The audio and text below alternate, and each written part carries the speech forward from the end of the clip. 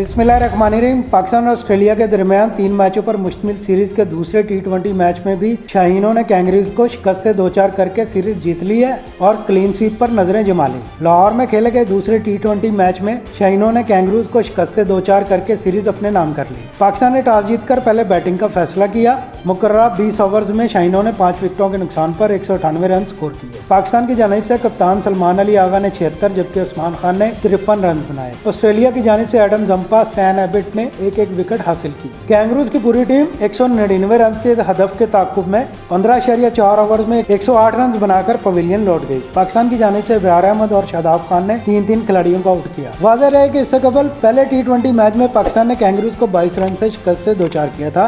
शाहीनों और ऑस्ट्रेलिया के दरमियान तीसरा और आखिरी टी20 मैच कल खेला जाएगा। शाहीन क्लीन स्वीप के लिए पुरअज़्म है।